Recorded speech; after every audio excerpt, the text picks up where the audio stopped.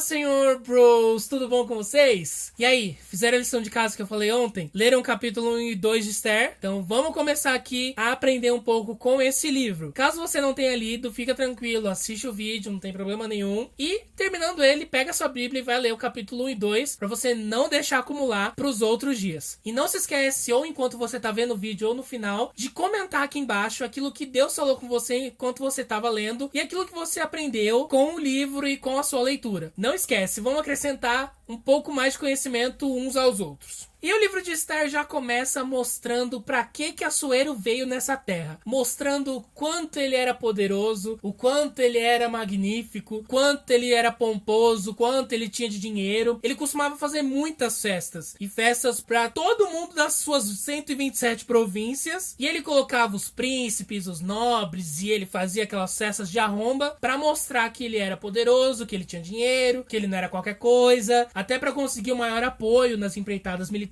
que ele fazia e tudo mais. Tanto que uma das festas dele, que é retratada no livro de Esther, durou a bagatela de 180 dias. Que o Assuero era vaidoso, isso a gente já percebe nos primeiros versículos, e não há dúvida disso, que ele era realmente uma pessoa que gostava de se mostrar, que precisava se mostrar e tudo mais. E no final dessa festa, quando ele já estava chapado, ele já estava bêbado, chamando Jesus de Genésio, já estava ali trocando tico e teco, ele começou a se vangloriar. Não que ele não tenha feito em todos os outros dias de festa, mas ele resolveu se vangloriar um pouco mais, e ele resolveu mostrar para os seus convidados que a sua esposa, a sua rainha, era a altura dele. Ele queria mostrar pra eles, esfregar na cara dos inimigos tudo. E aí onde o BO da história de Esther começa. O rei manda chamar a rainha, que era a rainha Vasti. E o que acontece é que, vamos lá, em Esther 1, versículo 12. Porém, a rainha Vasti recusou vir conforme a palavra do rei por meio dos camareiros. Assim, o rei muito se enfureceu e acendeu nele a sua ira. E pro motivo que ele queria mostrar ela, foi um traje. Porque aí as pessoas vão ver, ué, ele não manda tanto assim, né? Porque se ele fala pra mulher vir, a mulher não vem, então quer dizer que ele não é tudo lá essas coisas. Então por isso que ele fica virado no giraia. Como eu disse, Assuero não gostou da postura e ele decretou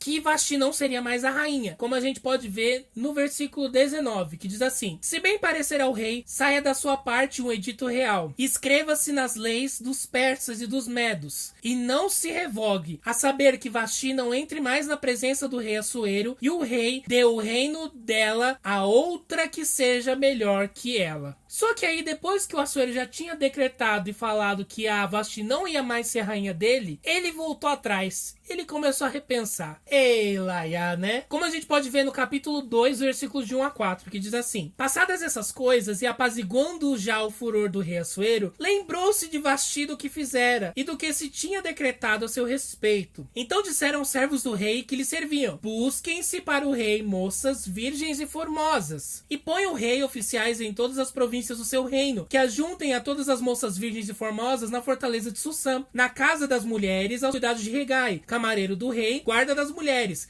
e deem-se-lhes os seus enfeites. E a moça que parecer bem aos olhos do rei, reine em lugar de Vasti. E isso pareceu bom aos olhos do rei, e ele fez assim. Por que que ele resolve fazer isso e acatar essa sugestão? Porque ele não podia voltar atrás. Quando uma ordem do rei é dada, principalmente naquela época, era tipo BOP, sabe? Ordem dada, ordem cumprida. Não podia voltar atrás. Principalmente se era um decreto do rei. Ele não poderia mudar. Isso é uma coisa que é importante a gente guardar e a gente lembrar disso. O rei, depois que ele decreta alguma coisa, ele não pode voltar atrás e revogar aquilo que ele falou. Sim, sim, não, não. Falou uma vez, tem que ser aquilo. E vamos lá ver quando a Esther começa a aparecer nesse negócio aqui. Esther 2, versículo 5. Havia então um homem judeu na fortaleza de Sussã, cujo nome era Mardoqueu ou Mordecai, depende da tradução que você estiver lendo, que fora transportado de Jerusalém com os cativos que foram levados com Jeconias, rei de Judá, o qual transportara Nabucodonosor, rei da Babilônia. Este criara a Hadassa, que é Esther, filha de seu tio, porque não tinha pai nem mãe, e era jovem, bela de presença e formosa. E morrendo seu pai e sua mãe, Mardoqueu a tomara por sua filha. filha. Sucedeu que, divulgando-se o mandato do rei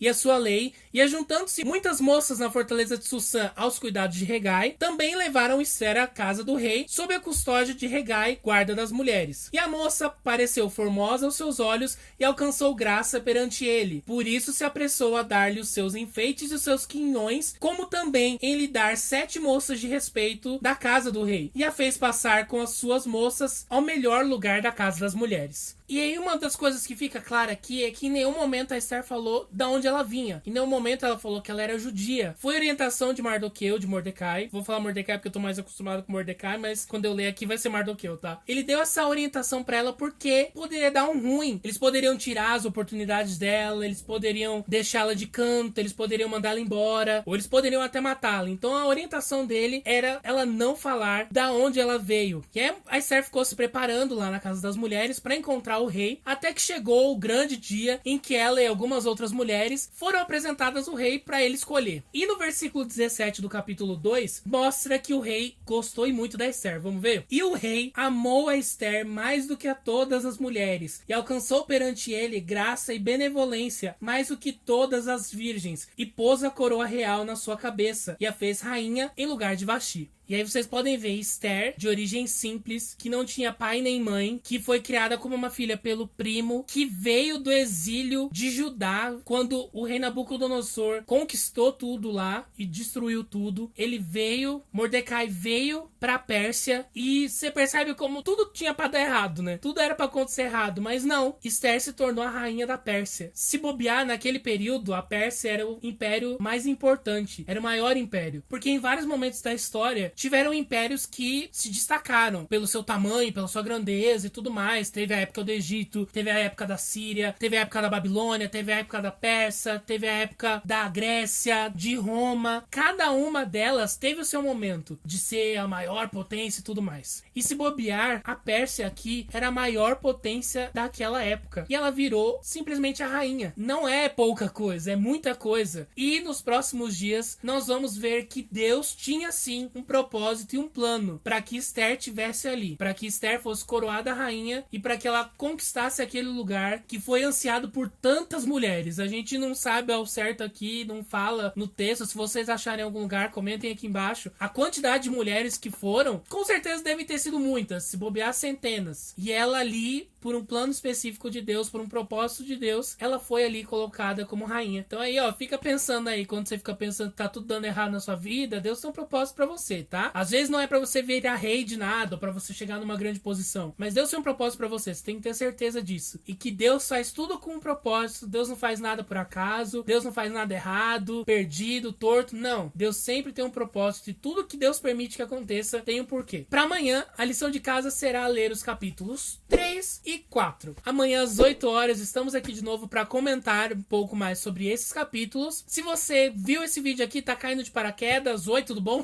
Você pode se inscrever aqui no canal para não perder os outros vídeos dessa série durante essa semana. Não esquece de comentar o que você aprendeu lendo esses 2 capítulos e o que Deus falou com você durante a leitura. Compartilha nas suas redes sociais para os seus amigos entrarem aqui na nossa leitura do livro de Esther. Ainda dá tempo, não tem problema não. Deus abençoe. Beijo grande e tchau!